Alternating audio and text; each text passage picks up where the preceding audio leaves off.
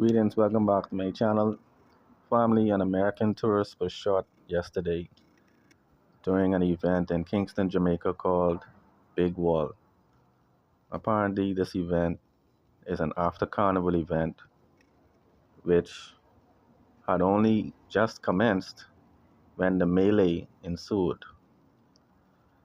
Apparently, this tourist was shot by a bullet which resulted from an altercation between popular YouTuber Jay, who is being called WICK, and a group of 15 affiliates of dancehall entertainer 450. Apparently, Jeffrey arrived at the event. According to his account, he went directly to the restroom, and upon exiting the restroom, he was punched in the face by someone called Javi, the ambassador. All right, and after being punched in the face, 14 other individuals joined in the onslaught and began to attack Jeffrey. Right now, Jeffrey is saying while being attacked by 15 individuals, one of the individuals produced a handgun, right?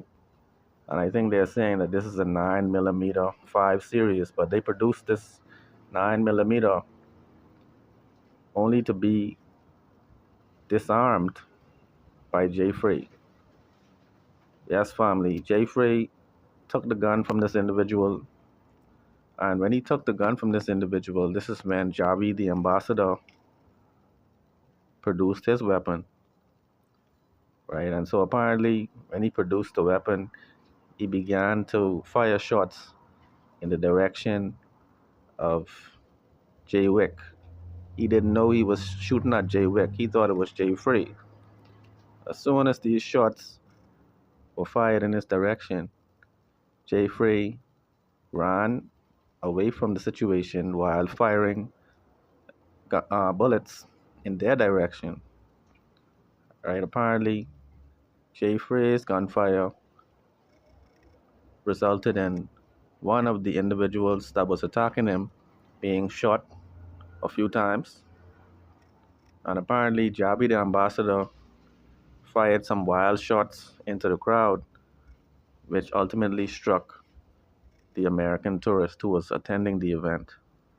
Right now, according to the tourist, he had only arrived like 5 minutes prior to the event taking place.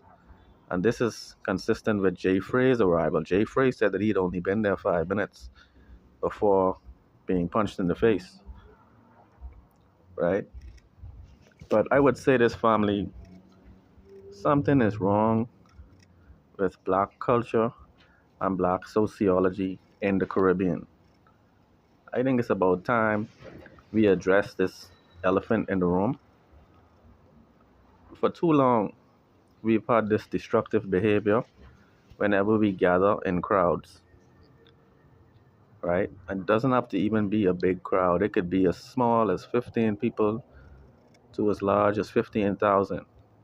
But whenever we get together in these crowds, this is when persons decide to carry out their old grudges and their old vendettas with individuals from, I guess, their past or from rival areas.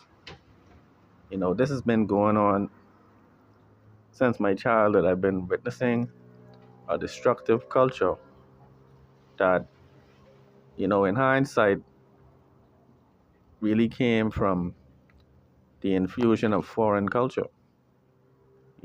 I think we've been trying to mimic the American wave of hip hop culture to the extent that we are now trying to style ourselves in the image and likeness of these foreign entertainers. Now we've even imported their narratives into our societies. So now we have ops. We smoking on the dead ops. Um, some people are going as far as tattooing Lil Durk on their arm. They tattooing OTF on their body. you know. And I'm not gonna blame Lil Durk because Lil Durk and the Chicago wave, they were victims of a wave which came before them, which exposed them to a toxic culture. But I think something is wrong with the situation which occurred in particular because nobody is supposed to bring a weapon into a dancehall event. That's something a lot of persons are commenting on, but I think in particular, when you allow weapons into this venue, right, you are now opening the door for incidences like what took place yesterday. When you consider it, one of the weapons was an illegal weapon. The security at the gate failed the patrons. The security guard let two weapons in.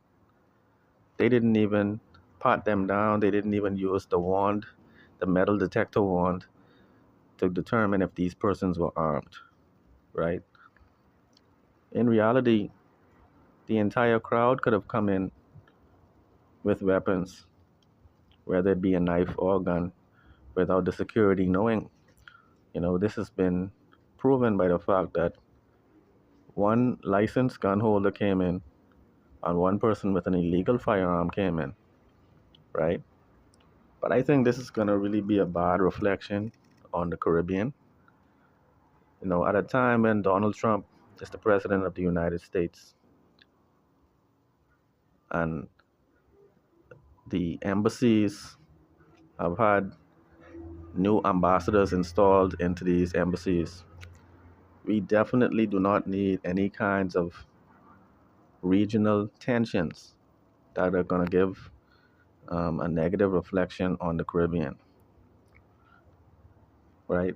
Now, the government of Jamaica and the concert or the event promoters are going to have to face a lawsuit coming from this. You listen to the language that is being used by the tourist. The tourist is saying that he's faced economic hardship, he's faced emotional hardship, and physical hardship as a result of this. He is definitely going to seek a civil judgment as a result of this, whether it be the concert promoters or the government. Somebody is going to probably be held accountable for negligence in regard to this situation. See, family, I would like to say that this is some new phenomenon that recently emerged, but the reality is I've seen this happening in many black societies. I can't say all, but I can say in many black societies, you will find that these dynamics are at play. We can go to an event and there could be 1,000 women. I'm talking about pies, fine women, eights out of tens, nines out of tens, tens out of tens, walking around looking gorgeous. And there are some men who walk into an event and they lock eyes on a man. I don't understand it, family. I don't want to understand it, family, but it's a phenomenon that has been going on for decades. People have begun to adopt this badness trend that is now causing the loss of life, causing persons to go to prison, causing persons to have life changing injuries. Okay, let's look at what happened with NBA Ben 10. NBA Ben 10 was with J Prince Jr. Apparently, J Prince Jr. told him to go and take the chain that is being worn by a particular rapper. Well, now NBA Ben 10 is paralyzed, and not only that, they said that he basically died twice on the operating table, all as a result of being shot while trying to rob a person. You know, NBA Ben 10 is with one of the wealthiest rappers in the game right now. I mean, how slow can you be? How silly can a person be? You know, he got involved in the music industry to move away from the criminal element of his neighborhood, only to try and cosplay as a gangster with J. Prince Jr. This is the same J. Prince Jr. who wears hats and shirts that say mob ties, right? This is the only mob that is not a secret. They wear t-shirts, they wear baseball caps, um, and they basically promote a criminal organization. But from the vantage point of someone who was operating with impunity, so nobody can understand why they so bold with this stuff, but they've never been, you know, tested or prosecuted. But I'm not looking for that to happen to them. I'm just saying that why would he do it? And it's because of this culture that is now entrenched in the black community. Many young black people live in this fictional world where they have beefs and grudges and persons with vendettas against them. And there's a constant um, experience of this kind of dynamic taking place, you know. And regrettably, it's now even at a younger age, they have people now that are following the drill wave that are like in their preteens. They got preteens out here with a desire to be a part of this toxic culture of gang violence and debauchery, reckless behavior, you know, the typical things that young people would have been involved in, but at a greater scale and at a more dangerous level. So, in other words, family, before this video gets too long, we need to curb this culture because it's going to now cause a ripple effect and even may affect tourism, which is basically the bread and butter of the Caribbean. You know, one of the principal features of any successful tourist market is the perception of safety. People need to be able to look at a destination and have safety be a foregone conclusion. You don't want to go somewhere that is risky. Because from my point of view, if I heard that a particular state in America just had a mass shooting or is known for mass shootings, I'm not going to go there. If I heard that a particular mall had a mass shooting somewhere in the United States, I don't care if it was 20 years ago, I'm not going to want to go there because the perception is that this is someplace that's not safe and you can't really predict when something bad is going to happen, right? You don't want people coming to the Caribbean and feeling like their life is in jeopardy. People come to have fun, have some relaxation, and to not be taken advantage of, They want to have their experience, take their photos, their footage, have some enjoyment, and return to their place of residence safe and sound.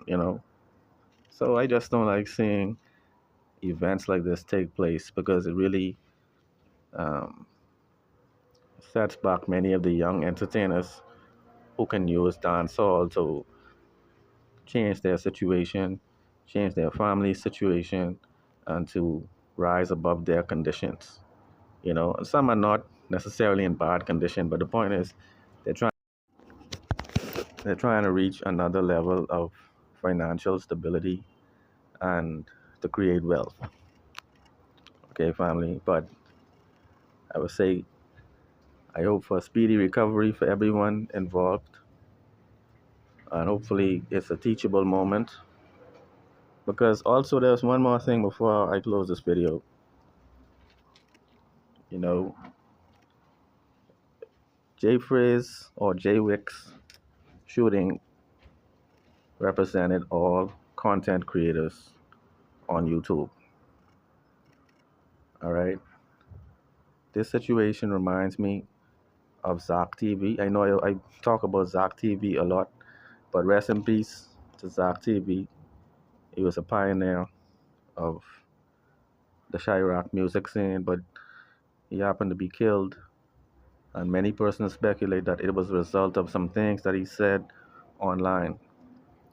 Right now, Zach was a cool dude, but if they killed Zach, they would definitely not hesitate with anyone else. I mean, the point is, Jay Frey found his life in jeopardy for some things that he said on his podcast, and for some things that his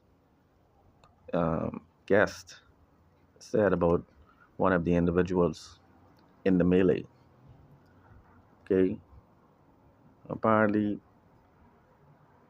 the lady said that um, Javi is in bad need of dental work. All right, she said some disparaging things about him that which really caused a reaction. Right, but the point is, content creators cannot be held accountable for what the guest may say, or even some of the opinions that they may have about a particular thing. Right, we don't go and attack the newscast if they report something in a way that we don't like. I think journalists and content creators have the same responsibility to be honest and to provide persons with the information that they desire, and journalists should not be attacked for giving a particular take on an issue. So when they attack Jay Frey, or when they attack Zach TV, or when they attack Charlemagne the God who was slapped by somebody, when they try to attack DJ Academics for things that he says, it really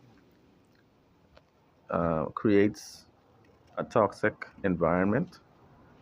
And I think it's regrettable that journalists are now under assault in the new era of journalism.